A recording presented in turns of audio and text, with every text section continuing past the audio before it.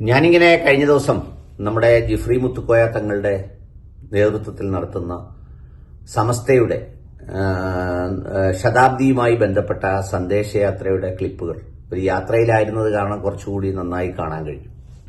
ഞാൻ യഥാർത്ഥത്തിൽ ആലോചിക്കുകയായിരുന്നു, ഒരു 100 വർഷം ഒരു മുസ്ലിം സംഘടന മലബാർ പോലെ ഒരു പ്രദേശത്ത് വളരെ കരുത്തോടെ നിലനിന്നു പോരുന്നു. സാമൂഹ്യ വിഷയങ്ങളിൽ ഇടപെട്ടുകൊണ്ട്, മനുഷ്യജീവിതങ്ങളിൽ ഇടപെട്ടുകൊണ്ട്, വലിയ ഒരു സമൂഹത്തെ ചേർത്ത് പിടിച്ചുകൊണ്ട് എന്നൊക്കെ പറയുന്നത് ഒരു ചെറിയ കാര്യമൊന്നുമല്ല. ശരിക്കും പറഞ്ഞാൽ നമ്മൾ പല സോഷ്യൽ റവല്യൂഷൻസും ഡിസ്കസ് ചെയ്യുന്നത് പോലെ ഡിസ്കസ് ചെയ്യേണ്ട ഒരു വലിയ മഹത്തായ സംഗതി തന്നെയാണ്. പലപ്പോഴും ഈ മുസ്ലിം സംഘടനകളിൽ പലതരത്തിലുള്ള നവോത്ഥാന ആശയങ്ങളുമായി വരുന്നവർക്കൊക്കെ സംഭവിക്കുന്ന ഒരു സംഗതി, ഒരു നിശ്ചിതമായ അളവിനപ്പുറത്തേക്ക്, ഒരു നിലയ്ക്കപ്പുറത്തേക്ക് അവർക്ക് ഉയരാൻ കഴിഞ്ഞിട്ടില്ല.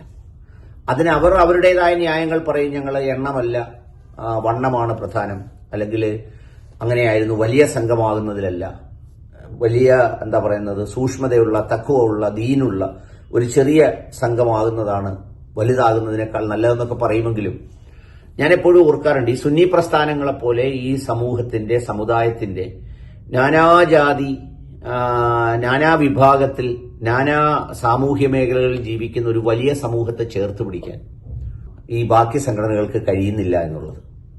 അപ്പൊ അത്രയും മഹത്തായ ഒരു സംഘടന, അത് മാത്രമല്ല ഈ 100 വർഷത്തെ ചരിത്രത്തിൽ വളരെ കുറഞ്ഞ കാലഘട്ടത്തെ അഭിപ്രായ സംഘർഷങ്ങൾ ഒഴിച്ചാൽ ഒരു സാമൂഹിക, സാംസ്കാരിക, രാഷ്ട്രീയ സമന്വയത്തിന്റെ, അതിലേക്ക് ആകെ ആത്മീയത ആവരണം ചെയ്യപ്പെടുന്ന ഒരു ചുറ്റുപാടിന്റെ ആകെത്തുകയാണ് സമസ്ത എന്ന് പറയുന്നത്. പല ആക്ഷേപങ്ങളും ആരോപണങ്ങളും ഒക്കെ ഉന്നയിക്കുമ്പോഴും സമസ്തയ്ക്ക് സമസ്തയുടേതായ ഒരു സൗന്ദര്യം ഉണ്ടായിരുന്നു. എല്ലാത്തിലും ഒരു മിതത്വം ഉണ്ടായിരുന്നു. എല്ലാ കാര്യങ്ങളിലും ഒരു ഒരു ഒരു ഒരു ഒരു ഉൾക്കൊള്ളലിന്റെ മനോഹാരിത ഉണ്ടായിരുന്നു. അപ്പൊ ഇത്രയുമൊക്കെ സംഗതികൾ കൊണ്ട് നിലനിന്നു പോന്നിരുന്ന ഒരു സംവിധാനത്തെ ഇതിന്റെ ഈ 100ാമത് സന്ദേശയാത്ര നടത്തുമ്പോൾ വെറും നിസ്സാര പ്രശ്നങ്ങളുടെ പേരിൽ, സൗന്ദര്യ പ്രശ്നങ്ങളുടെ പേരിൽ, ആരുടെയെങ്കിലും പ്രാധാന്യം നഷ്ടപ്പെട്ടു പോകുമോ എന്നുള്ള പേരിൽ ഇതിനകത്ത് ഈ കിണ്ടൽ വിദഗ്ധരായ കുറെ കിണ്ടിക്കാരുടെയും പാചകക്കാരുടെയും താല്പര്യങ്ങൾ കേൾക്കേണ്ടി വരുന്ന ജിഫ്രി മുത്തുക്കോയ തങ്ങൾ ഇത് ഏതൊരു ഒരു ഒരു ഒരു ഒരു സംഗതിയിലേക്കാണ് കൊണ്ടുപോകുന്നതെന്ന് ഞാൻ ചിന്തിച്ചുപോയി. നമ്മൾ ഈ ആനയെ മെലിഞ്ഞാൽ തൊഴുത്തിൽ കെട്ടുമോ എന്ന് ചോദിക്കുന്നത് പോലെ ഞാൻ കഴിഞ്ഞ ദിവസം മുഖ്യമന്ത്രി പങ്കെടുത്ത ചടങ്ങൊക്കെ കാണുമ്പോൾ ഞാൻ ആലോചിക്കുമായിരുന്നു, ഒരു മുസ്ലിയാർ സമ്മേളനം പോലെ ആക്കി മാറ്റിക്കളഞ്ഞു ഇതിനെ. അതല്ലല്ലോ സമസ്തയുടെ ഒരു ഒരു ഒരു സംഗതി. അതിന്റെ രാഷ്ട്രീയത്തിന്റെ വേരുകളുണ്ട്.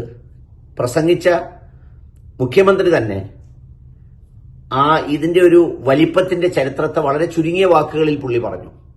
ഈ തങ്ങന്മാരുടെ പരമ്പര മുതൽ അഹമ്മദ് മുസ്ലിയാർ ഒക്കെ അടങ്ങുന്ന ഒരു ശ്രേണി മുതൽ പാണക്കാട് കുടുംബം വരെയുള്ള ഒരു സംഗതി പറഞ്ഞു. അതുകൂടാതെ അദ്ദേഹം വേറൊരു കാര്യം കൂടി പറഞ്ഞു. ഇത്രയും നാളായി പ്രവർത്തിച്ചിട്ട് അതിന്റെ ലക്ഷ്യങ്ങൾ ആയോ എന്നുള്ളതിനെ കുറിച്ചൊരു ആത്മാർത്ഥമായി അവലോകനം നടത്തണം എന്ന സന്ദേശവും പറഞ്ഞു. അപ്പോ ഞാൻ പറയുന്നത്, അത്രമേൽ ഉൾക്കൊള്ളേണ്ട ഒരു സംഗതിയെ ഇത് ആരുടെ താല്പര്യത്തിനാണ് ഇങ്ങനെ കൈകാര്യം ചെയ്യുന്നത്? കുറച്ച് സാമൂഹ്യ മാധ്യമ കമന്റാളികളുടെ, അല്ലെങ്കിൽ ഏതെങ്കിലും ഒരു അമ്പലക്കടവിന്റെ, മുക്കത്തിന്റെ ഒക്കെ താല്പര്യം സംരക്ഷിക്കാൻ വേണ്ടി ഇത്രയും മഹത്തായ ഒരു സംഗതിയെ ഇങ്ങനെ ചെയ്യുന്നത് കാണുമ്പോൾ പിന്നെ നമ്മള് പിന്നെ ഒരു വലിയ കുടുംബത്തിന്റെ സാന്നിധ്യത്തിന് പകരം അവിടുന്ന് ഒരു വടി കൊണ്ട് നടക്കുന്നു എന്ന് പറയുന്ന പോലെ ഒരു മൊയ്നലി തങ്ങളെയും വേറെ ആണ്ടൊരു തങ്ങളെയും കൊണ്ടുവന്നിട്ട് പാണക്കാട് ഉണ്ടെന്നുള്ള രീതിയിൽ അനൗൺസ് ചെയ്യുന്ന ആളുകൾ, പാണക്കാട് കുടുംബത്തിന്റെ പൂങ്കാവനം എന്നൊക്കെ പറഞ്ഞാൽ മൊയ്നലി തങ്ങൾ എന്തൊരു പൂങ്കാവനമാണെന്നുള്ളത് എല്ലാവർക്കും അറിയാവുന്നതാണ്. ആ പൂങ്കാവനത്തിലുള്ള പൂക്കൾ എന്താണെന്നും കായ്കൾ എന്താണെന്നും ആ കായ്കൾ നിലനിൽക്കുന്നത് എങ്ങനെയാണെന്നും അതിനെ പരിപാലിച്ച് ഉൾക്കൊള്ളിച്ച് കൊണ്ടുപോകുന്ന കുഞ്ഞാലിക്കുട്ടി സാറിന്റെ ഒരു വൈദഗ്ധ്യവും ഒക്കെ എല്ലാവർക്കും അറിയാവുന്നതാണ്. അപ്പൊ അതും കൊണ്ട് നടന്ന് പാണക്കാട് കുടുംബമുണ്ട് എന്ന് പറയുന്നതിൽ വല്ല കാര്യമുണ്ടോ? അങ്ങനെ പറയേണ്ട കാര്യം തന്നെയുണ്ടോ? അത് കാണുന്ന ഒരാൾക്ക് അങ്ങനെ ഒരു പ്രതീതി, അല്ലെങ്കിൽ അത് ഉൾക്കൊള്ളുന്നവർക്ക് അങ്ങനെ ഒരു പ്രതീതി ഉണ്ടാക്കാൻ കഴിയാതെ പോയതുകൊണ്ടല്ലേ ആവർത്തിച്ച് പാണക്കാടിന്റെ പൂനിലാവ്, പാണക്കാടിന്റെ പൊന്നൊളി എന്നൊക്കെ പറഞ്ഞാൽ ഒരു കുടുംബത്തിന്റെ ലേബൽ കൊണ്ട് മാത്രം അതിന്റെ ഉൾക്കൊള്ളലാകും എന്ന് വിശ്വസിക്കുന്ന വിഡ്ഢികളാണോ ഇതിന്റെ സംഘാടകർ? ഇപ്പൊ സാദുഖ് അലി തങ്ങളോ മുനവ്വർ അലി തങ്ങളോ അബ്ബാസ് അലി തങ്ങളോ അല്ലെങ്കിൽ ആ ശ്രേണിയിൽ വരുന്ന ആളുകൾക്കപ്പുറത്ത് ഏതെങ്കിലും ഒരു തങ്ങളെ കൂടിയിരുത്തുമ്പോഴേക്കും പാണക്കാടായിതാ ഞങ്ങളുടെ കൂടെ പാണക്കാട് ഉണ്ടെന്ന് പറഞ്ഞുകൊണ്ട് അത് ഉൾക്കൊള്ളലാവും. അതുകൊണ്ട് പ്രിയപ്പെട്ട സംഘാടകർ ജാഥ തുടങ്ങിയിട്ടേ ഉള്ളൂ. വളരെ ആത്മാർത്ഥമായി ഇതിന്റെ ഉദ്ദേശ ലക്ഷ്യങ്ങളെക്കുറിച്ച് അവലോകനം നടത്തി ഇതിനെ സംബന്ധിച്ച് ഒരു ഒരു ഒരു ഒരു ഉൾക്കൊള്ളലിന്റെ സംഗതി ചെയ്തില്ലെങ്കിൽ ഇത് ഞങ്ങളുടെയൊക്കെ നാട്ടിലെ പണ്ട് ഈ ബറാത്ത് എന്നൊക്കെ പറയത്തില്ലേ, ഞാനൊക്കെ പോയിട്ടുണ്ട് ചെറുപ്പത്തിൽ. അതിന്റെ ഒരു വലിയ ബറാത്തായിട്ട് യാത്രയായിട്ട് ഇത് മാറും.